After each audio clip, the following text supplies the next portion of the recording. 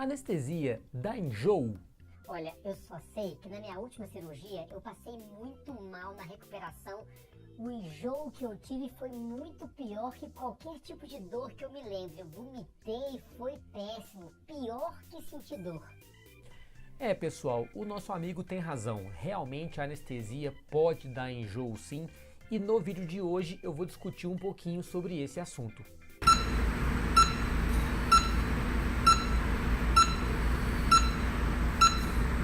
Fala galera, beleza?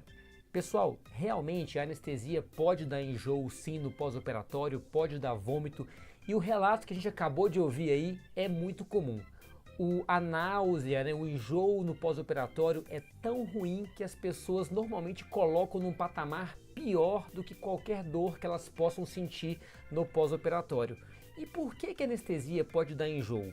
Primeiro, porque alguns dos nossos medicamentos podem provocar esse efeito colateral.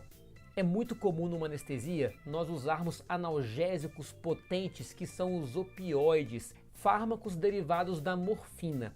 Então eles são muito potentes, são muito usados no intraoperatório para bloquear os estímulos dolorosos que a cirurgia provoca no paciente. E depois no pós-operatório eu também posso usar a morfina, por exemplo, para manter o meu paciente sem dor e com conforto. Todos os opioides podem sim causar náusea e vômito no pós-operatório. Quem já usou aí o tramadol ou o tramal sabe que é comum esse remédio dar enjoo. E o tramadol nada mais é do que um tipo de opioide um pouco mais fraco do que aqueles que a gente usa no intraoperatório. Além dos opioides, eu também posso usar outros remédios na anestesia que também provocam náusea e vômito, como por exemplo os anestésicos inalatórios.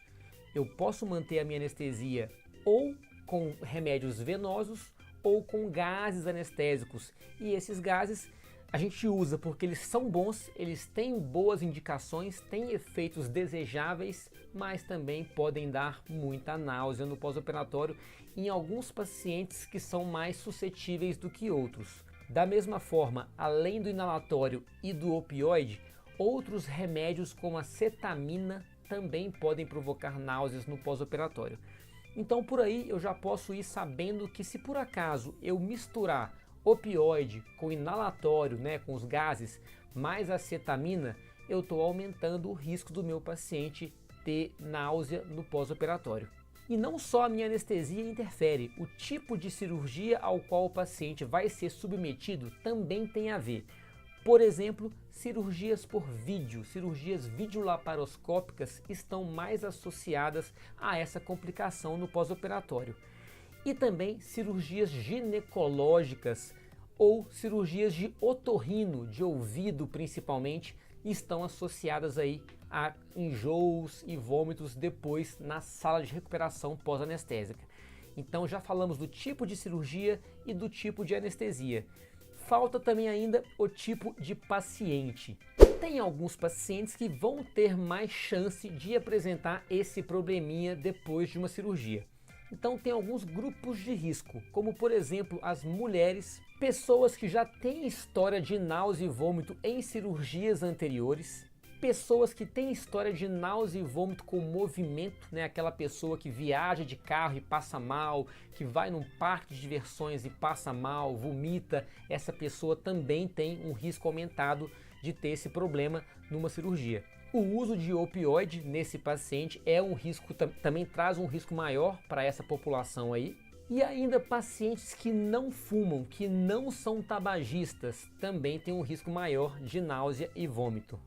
Então quer dizer que é bom fumar, né? Finalmente alguma coisa boa, vamos fumar à vontade para não ter náusea no pós-operatório. Não! Não foi isso que eu disse.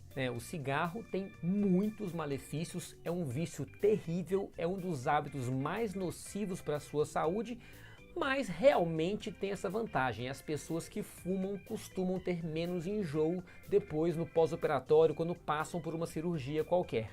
Sabendo de tudo isso que eu falei agora, nós anestesistas sempre tomamos diversos cuidados com os nossos pacientes, mesmo naqueles que apresentam baixo risco de complicações. Por exemplo, a gente sempre faz medicamentos que a gente chama de antieméticos, que são antivômito, antináusea, de rotina para prevenção desse efeito colateral da anestesia. E além disso, se a pessoa já tem fatores de risco a mais para essa complicação, eu vou evitar anestésicos que aumentam a chance desse problema e vou preferir outros remédios que protegem o paciente contra o enjoo. Por exemplo, o bom e velho Propofol do Michael Jackson é um medicamento muito bem indicado para pacientes que têm risco aumentado de náusea, porque o Propofol tem um efeito antiemético que é dele, é característico dele.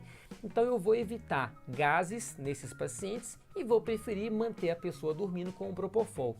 E quando acabar a cirurgia, além dos medicamentos que eu já faço de rotina para prevenir náusea e vômito, eu tenho ainda algumas armas a mais, alguns medicamentos a mais que eu posso fazer para que o paciente tenha o maior conforto possível na sala de recuperação pós-anestésica. Porque realmente ficar vomitando depois de uma cirurgia é muito desconfortável e acaba com qualquer experiência para o nosso paciente. Então é isso aí, pessoal. Se você por acaso já passou por alguma experiência parecida, já sofreu com vômito no pós-operatório, comenta aqui embaixo para discutir aí esse assunto e eu poder dar mais opiniões e tirar as dúvidas de vocês, beleza? Então nos vemos no próximo vídeo e aquele abraço!